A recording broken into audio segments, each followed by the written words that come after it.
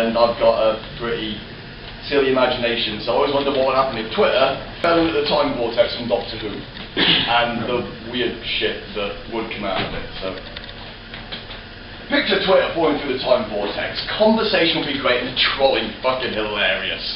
Full of corrections about what we think is history and trending topics such as the earth is round and the slaves are free. Ideas are shared and knowledge is gained, but the expressions on some are still rather pained.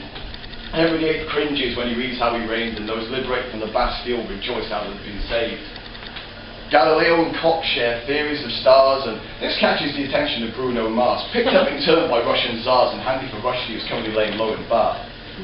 But sooner or later the arguments start, some serious, some petty, and others just daft, trying to argue points that are susceptible to advance, but getting stuck in shit creek with a turd for a raft.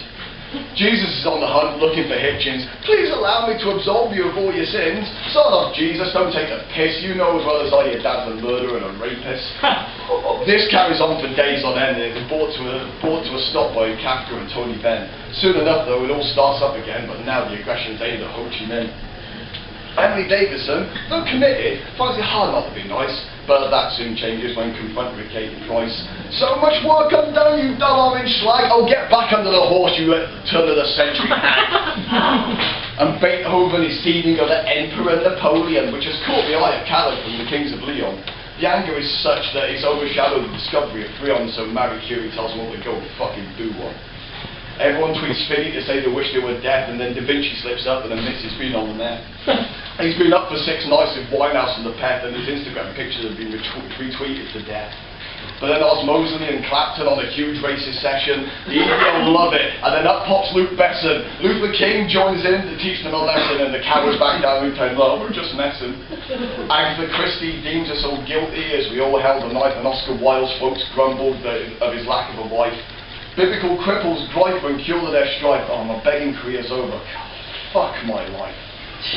But the biggest draw of all is the all-out slagging fest between Aristotle, Isambard Kingdom Brunel, Paul O'Grady and George Best. It all started with a picture of Joan of Arc's chest, and Best said an hour ago would make him feel blessed. But thankfully, currently, this idea is just not possible. If it was, then it'd just be pages of online kerfuffle. With social network communication, you're bound to get friction. My aching head's glad to know that this is all fiction.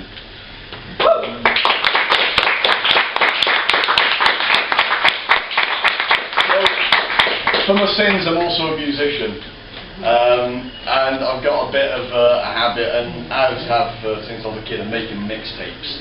And it seems to be something that's gone down the pandas in the sense that it's all on my playlists. Oh, send us this, yeah, I'll do your playlist. No!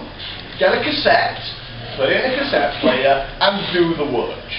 So this is called C90, this is kind of like my love letter to mixtapes. Click, rewind, pause, record. This will be worth it, rest assured. Concocting, conducting, constructing soundscape, and to the uninitiated, this is called making a mixtape. To make them is art, a portrait in a sense, and they're created for so many reasons: to apologise, entertain, or impress. Planning, predictions. Work it good now, make it flow. Note down all your timing so overflow would be bad show.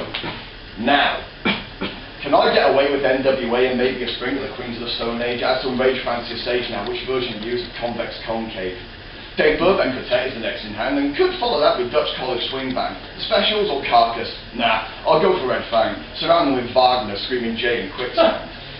And you will notice by the trailer there, could go for Wu-Tang Clan or Nine Inch Nails instead. Might go for something by the Haunted. Yeah, pairing Bury a Dead and Radiohead. Hype and Shadow to balance the mix. Lonnie Donegan, Black Flag to Marvin Gaye and Razelle. And there's something of a skill to mix and heard it through the grapevine that just won't fix. As more music is added and less spools running thin, those crucial last minutes now, what can I fit in? A 50-second number by Agnostic Front, and then 30 seconds of noise courtesy of Anal Cunt. I am a cliche by the X-Ray Specs, Fuck the Kids by No Effects, and then Closer to Kill by Napalm Death. And the final click rings as both sides run dry. I need an extra 5 minutes to that internal side. But wait, with more fun, there's a track list and cover, and each one is personal for a friend, stranger, or lover. Full of doodles in corners, name it something quite right. Now tell me this isn't more fun than simply clicking out on Spotify. Ensure the writing is legible, and it kind of reads how it should go. Sometimes it's blank with nothing at all. The content at first, nobody knows. But that's the art of the mixtape. I'm a Picasso myself. You don't think it'll work, but it all turns out well. 3 cheers for the mixtape now. Let them be heard. Crank up the volume and expose them to the world. Show someone you love them. Show someone you care. This can be done with the Flaming Lips or that duet with Beavis and Butthead and Cher. So the tape's on the go for trips to the park and a dirty sexy mix when it gets dark. So come now, my people. Let's keep this alive with our continued involvement. This noble tradition shall never die. Thank you very much.